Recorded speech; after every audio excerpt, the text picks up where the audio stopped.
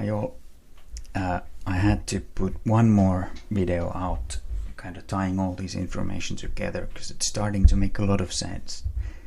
So let's look at the Elijah-Elisha pattern of all these 4 places, and then go through them one by one. So I have in the other videos also, but let me kind of quickly recap this. So Gilgal means wheel, and that is pictured with this wheel that is turning around and turning around.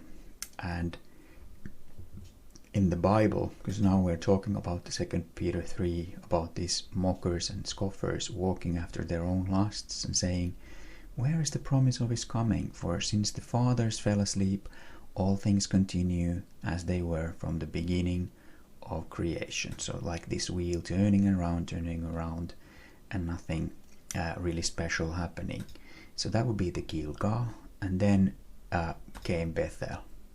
So the year in which Israel is 77 years old. And I have other videos on this, real quick recap on here. You can pause and take a look. But this is the logic of Jacob being 77 at the time. He saw this dream of the ladder between heaven and earth, and angels ascending and descending to Jesus. So Israel became a nation first of all, and then turned 77 in May 14th this year. So Israel will be 77 until May 14 next year still. Okay, so let's continue. Then Jericho. So if this is the year, perhaps this is the month. So the head of the year is Nisan. That's the first month. So by default, this would be Jericho, because the lunar calendar starts with Nisan, and that's in March. So, but then let's have a look at Jeremiah 1.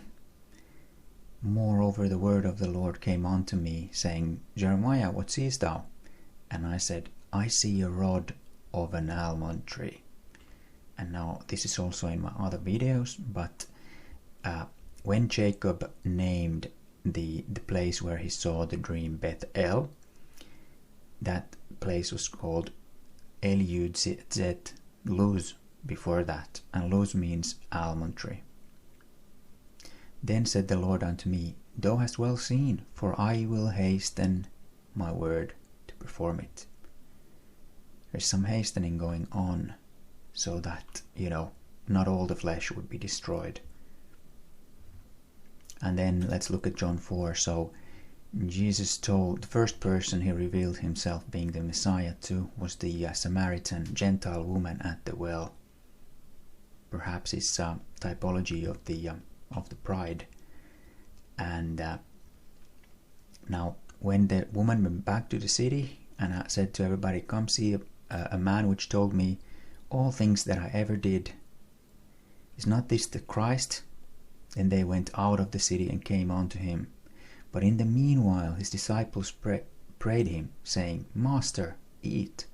But he said unto them, I have meat to eat that you know not of. Therefore said the disciples one to another, Hath any man brought him aught to eat? Jesus said unto them, My meat is to do the will of him that sent me, and to finish his work. Say not ye, There are yet 4 months, and then cometh harvest. Behold, I say unto you, Lift up your eyes, and look on the fields, for they are white already to harvest. Now the almond trees blossom in January, February in Israel. So counting back 4 months from the end of February, end of January, that's 1, end of December, that's 2, end of November, that's 4, end of October, that's 4. Yeah. So in my previous video I also have about this end of October being the 4th watch. That was the day everybody was watching.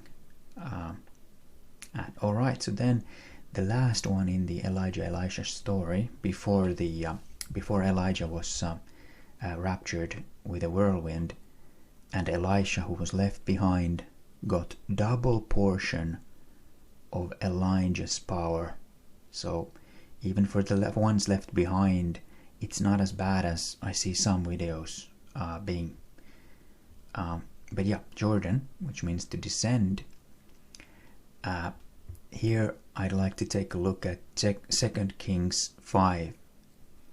And that's where Elisha said Naaman the Syrian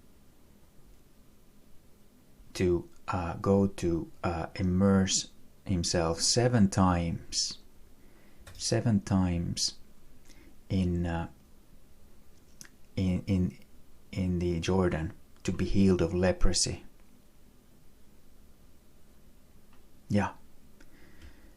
So I would say, of course, the 7 days also was the time that Noah's Ark, when the doors were closed, that was 7 days before the flood began. So if this was the end of October, and then we still have 7 days kind of in the Jordan, then that could mean that the rapture is today, or